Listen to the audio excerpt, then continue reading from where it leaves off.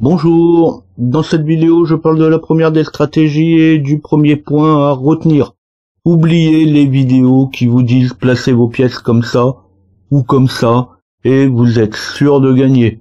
Vous êtes aussi sûr de ne pas arriver à les placer de cette manière-là, comme on vous l'explique. Aujourd'hui je vais parler de schéma de jeu, de schéma tactique. Alors vous allez vite voir là où je veux en arriver.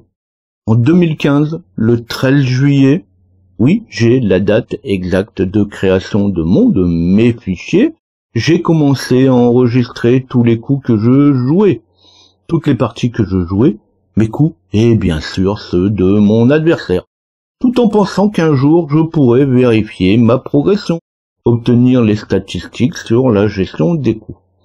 Alors aujourd'hui c'est toujours le cas, j'enregistre toujours tous mes coups, mais mes objectifs sont bien différents de l'origine. Ça va même bien plus loin, puisque maintenant je note mes différents coups à partir d'un fen, en leur attribuant une valeur qui va aller de moins 1500 pour les coups les plus pourris à plus 1500 pour les coups où je suis sûr de gagner, y compris pour la plupart des coups que je ne joue pas, mais juste parce que j'y ai réfléchi un moment. Alors pour la peine, j'en ai déjà parlé, le sujet est intéressant.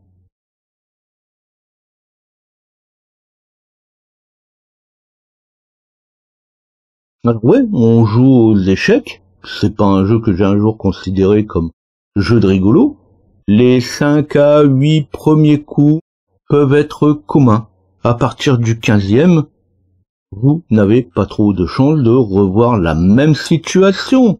Au-delà de 20 coups, sauf pour les parties où j'ai eu un loupé, où mon adversaire a eu un loupé, ça arrive, je n'ai jamais rejoué la même. Et c'est là que ma vidéo va prendre tout son sens.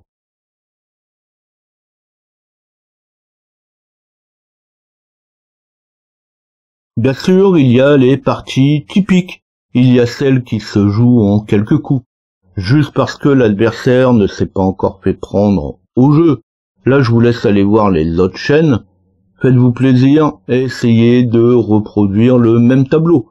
Peut-être que vous y arriverez une fois, mais la fois d'après, une fois qu'on s'est fait prendre, on se fait plus prendre. Je suis aussi, depuis quelque temps, une chaîne spécialisée dans le suivi des parties de grands maîtres. Alors là, on parle quand même de millions de parties.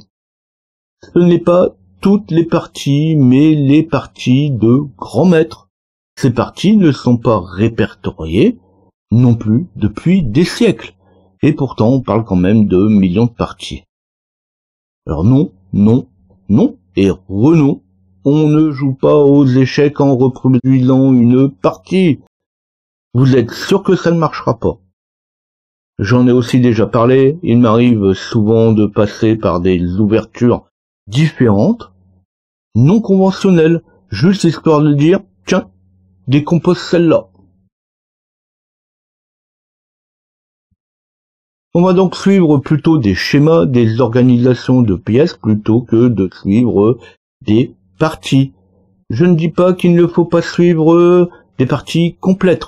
Suivre et étudier des coups déjà joués, ça j'en ai aussi déjà parlé dans une autre vidéo.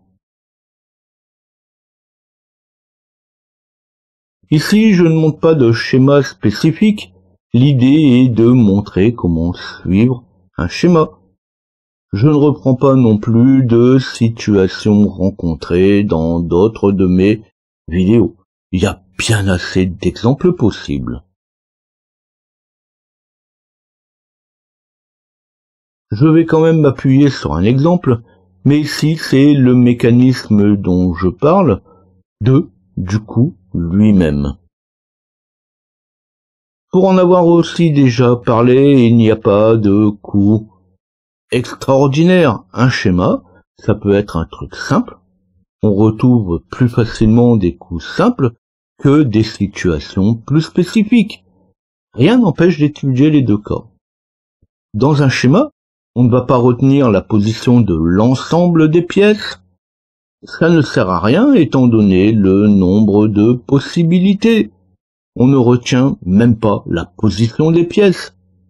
Les pièces pourront être placées de la même manière, mais à un autre endroit, pour une autre couleur, dans un autre contexte, peut-être dans un autre angle. Ce jeu, en combinant les deux tours qui se protègent l'une l'autre, l'une derrière l'autre, a déjà été rencontré dans une de mes énigmes précédentes. Ici, c'est juste une combinaison de déplacements qu'on pourra retenir, et, comme je l'ai dit souvent, c'est pour la démo.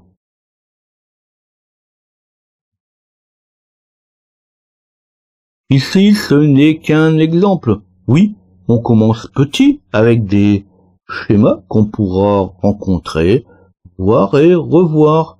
Dans chaque partie jouée, on a bien souvent une suite de schémas. C'est aussi pour ça qu'on parle souvent de phases, où l'on met en place les pièces pour monter une attaque par exemple. Des schémas, vous l'avez compris, il en existe des milliers. Ici, je montrais un avec 2 pièces et une ou 2 pièces attaquées. Mais on pourra très bien trouver des schémas imbriqués les uns dans les autres. Imbriqués, car dans le même schéma lui-même, on pourra trouver des organisations différentes.